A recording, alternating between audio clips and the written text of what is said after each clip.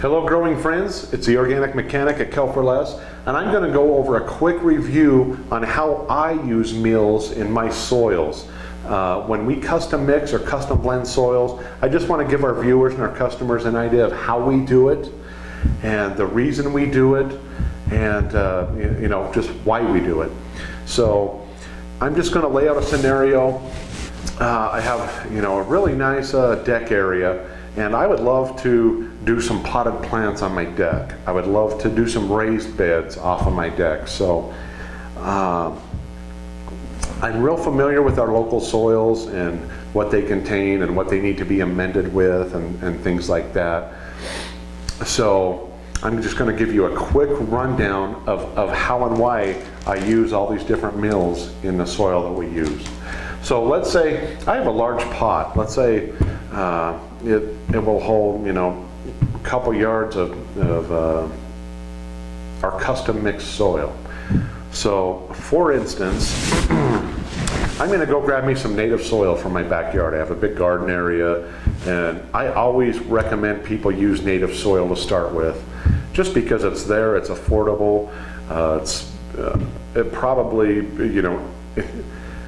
been there for thousands and thousands, millions and millions of years, regardless of what a soil test shows. I've just always had best success using local soil. So what I usually do is I take a big portion of our local soil and I mix that 50-50 with our Kel4Less potting soil, our potting mix, and we've done videos on that in the past.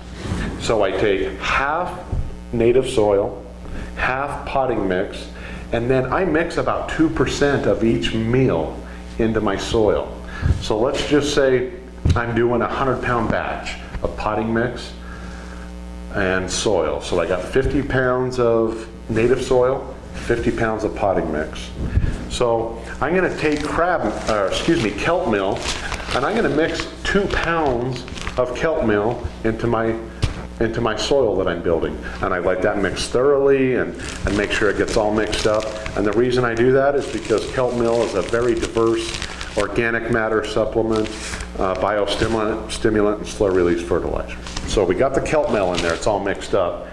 Then I'm going to mix 2% of fish bone meal in there. So I'm going to take 2 pounds, throw it in the mixer. We got a big cement mixer here, that's how we mix our soil. So I'm going to get 2 pounds of this, let it mix all in, get it all thoroughly mixed, and we do it separate too, just to make sure everything's thoroughly mixed before we add the next item.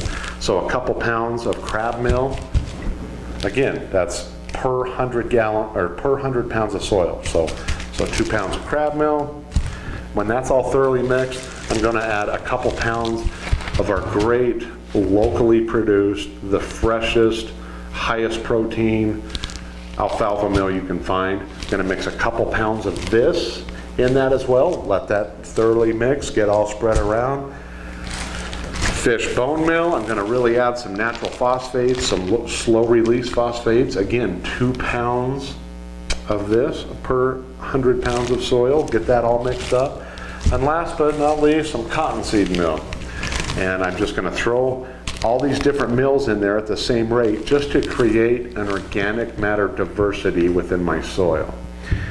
And when that's thoroughly mixed, you can see each individual meal, you can see particles from the native soil, and you can see particles from our compost mix, all blended up together. It saves us a lot of money rather than buying bagged soil. I've never been a fan of buying bagged soil with nutrients or mills in place, so we kind of just mix all our own here. And the reason we do that is for biological diversity, nutrient diversity, and organic matter diversity. The more organic matters we can add into our soil, the bigger fuel tank you have. Organic matter and that biological activity, it creates a sponge for nutrients. So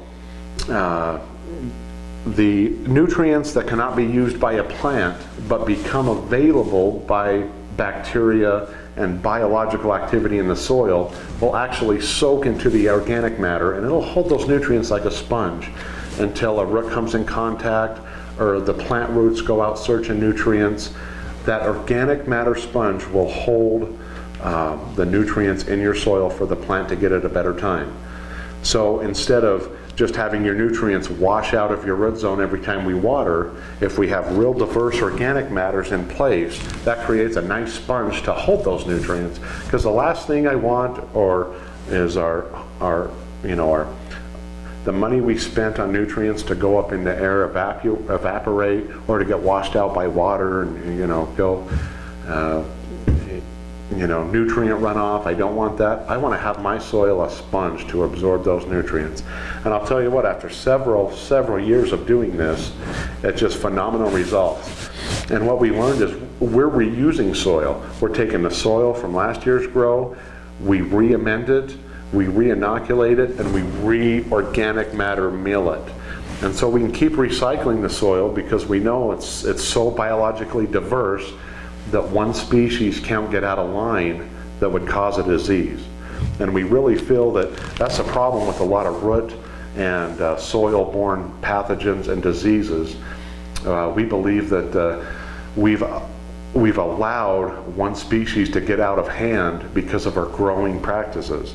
So we like to be as diverse as we can in our nutrients and mills and amendments and inoculants to just stimulate all aspects of the soil so it works in harmony with each other, so one species doesn't get out of control versus another species. Everything's in check, and it's worked well for us. So again, 100 pounds of soil, it's 50 pounds native soil, whether it be in your backyard, whether it be in your alley, whether it be from neighbor's house down the road.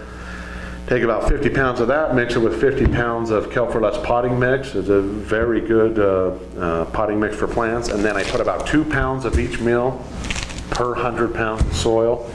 Add separate, mix separate. Creates a beautiful, beautiful, long-lasting soil. Highly organic matter, diverse nutrients. Highly organic matter, diverse carbons. And over time, this will continue to break down and become available later on in life, and that's why we keep recycling our soil too. So the next year we'll do the same thing. We'll add more amendments and then some few other things that we do here locally, like with our extreme blends and our humic acids and our fulvic acids and so on and so forth. But there's other videos about that. And just kind of a quick review of how we mix our soil here at kelpforless.com for our friends and neighbors that stop in that really want to get the best bang for their buck. We're here to help them, so we thought we would share what we do with you, our customers and the viewers. Any questions, give us a call. We'll try to get this together and offer our meal bundle pack or organic meal bundle pack, just to make it easy on ordering and shipping to you. So if you have any questions, give us a call. Go to kelpforless.com, send us a message, check us out on Facebook, and I will see you in the next video.